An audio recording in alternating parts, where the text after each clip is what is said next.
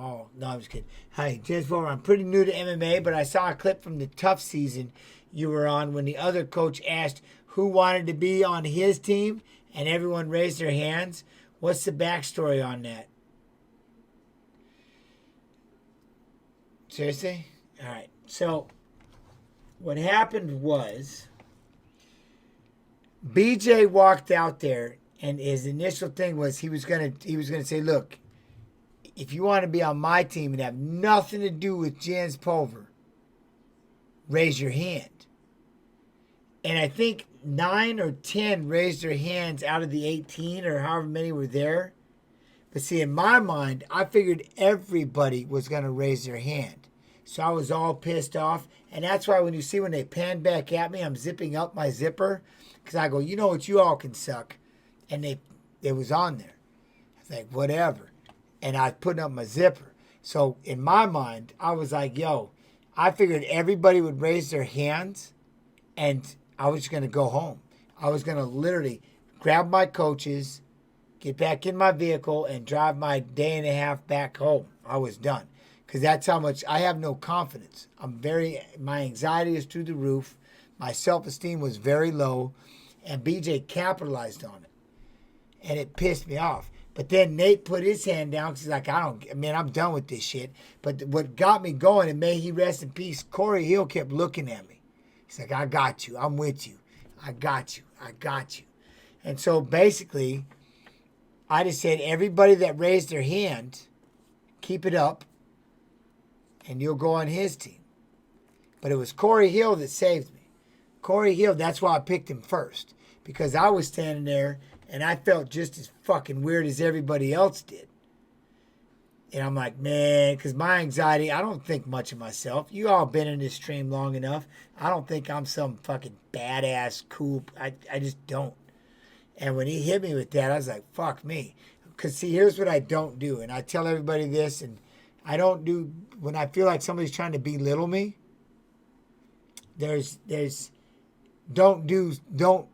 you can make fun of me, you can call me names, but if I think you're trying to belittle me, I'll smash you. And I'm willing to risk quite a bit for that. I don't let people belittle me.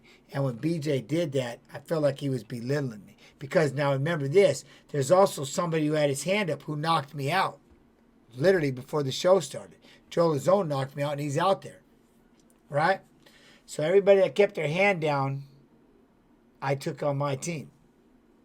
You know what I mean? And that's what happened. So now it was legit, man. I'm still to this day. But then you see, he came back. We apologized. We became friends later. But no, I'm not. No, I'm saying that's not even. Yeah, but that's not cool. No, I'm saying though, when people get belittled, because when I was a kid, like I said, when I was a kid growing up, all right, y'all ask. I'm gonna tell you the story. So when I was a kid growing up, I had a rainbow. I got a bike that had like rainbow stickers on it. Rainbow stickers, right? And the neighborhood, these kids were making fun of me. They were making fun of my rainbow bike. But I could jump that much. Boy, I could jump that bike like there's no tomorrow. And so this kid was making fun of me. So I hopped off my bike and just blasted him.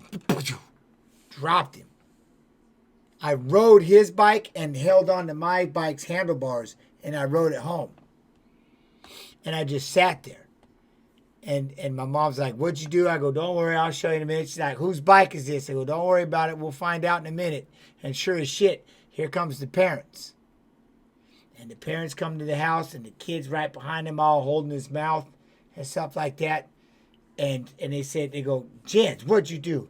I said, the kid sat there and made fun of my clothes. He made fun of my rainbow bike. And he was him and his friends, and they were all laughing at me, trying to make me feel small. So I hopped off my bike, and I punched him. And I said, next time you run your mouth, you should learn how to fight. And I'll tell you why. Now, look. And then I go, Mom, I wake up in the middle of the night almost on a weekly with Dad beating the shit out of you, beating the shit out of me, beating the shit out of us. I've had a shotgun shoved in my mouth. My father has smashed me so hard that he almost damn near killed me. We do everything we can just to survive. And this kid's going to make fun of me because I got a rainbow bike? Not happening, partner. ever. So I try to tell you, don't judge a book by its cover. Don't make fun of people like that just because you see them wearing a, you know what I mean? They got some crazy ass clothes, or they might have messy hair, or they don't have a bike that's as cool as yours. Because you don't understand the horrors I go through, man. I won't leave my mother's side. I would never leave my mom's side.